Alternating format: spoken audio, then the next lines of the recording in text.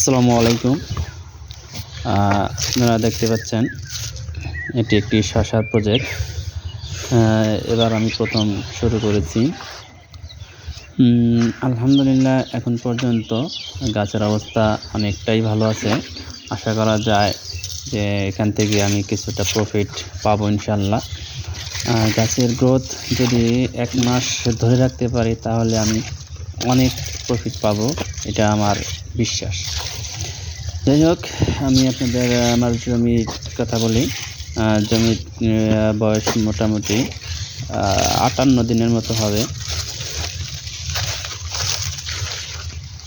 এখানে জমির পরিমাণ ১০%, শসা জমির পরিমাণ ১০%।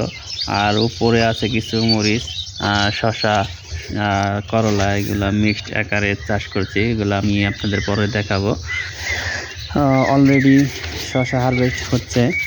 গাছের বয়স কম হলেও শসা আছে মোটামুটি। আপনারা যদি আমার আশেপাশে থেকে কেউ অনুষ্ঠানের জন্য শসা নিতে চান, উপরে দেওয়া নম্বরে যোগাযোগ করে শসা নিতে পারবেন।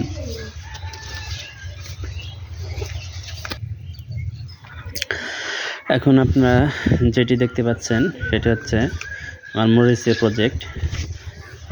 এখানে আপনার সুপার হট জাতের মরিচ, এয়ার মালিক সিড কোম্পানি।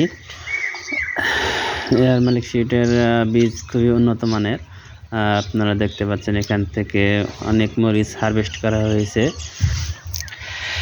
এখানে মরিচের সাথী ফসল হিসেবে শসা, আর অন্য পাশে আছে আপনার হচ্ছে করলা। আর এখানে আপনার মরিচটা ছিল আবার সাথী ফসল, মানে এর আগে আবার এখানে করলা চাষ করা হয়েছিল। করলার সাথে আবার মরিচ একই সাথে চাষ করা হয়েছিল।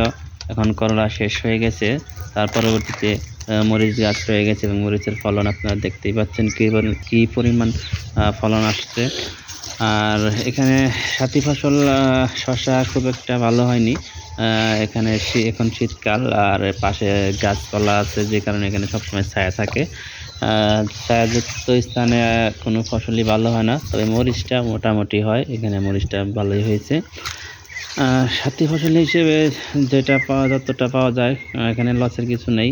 যদি এখানে ৩০০ শসা গাছ আছে, যদি আপনার একটা গাছে ১ কেজি শসাও হারভেস্ট করা যায় তাহলে অনেক টাকা। এখানে ৩০০ গাছে এখন ৩০০ কেজি শসা হলে ৫০ টাকা করে ধরলেও অনেক টাকা হয়। আপনারা হিসাব করে নেবেন কত টাকা হয়।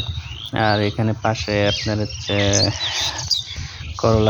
করলা গাছ আপনারা দেখতে পাচ্ছেন। এখানে করলা গাছ এখানে মাথায় উঠে গেছে।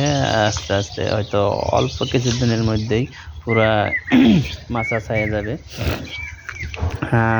এখানে আপনারা দেখতে পাচ্ছেন আমার পাশে একটু আমার পারিবারিক চাহিদা মেটানোর জন্য কিছু টমেটো চাষ করেছিলাম। অনেক টমেটো ধরেছিল, হারভেস্ট করা শেষ হয়ে গেছে। আবার কিছু আছে আপনার হচ্ছে বেগুন, এগুলা দিয়ে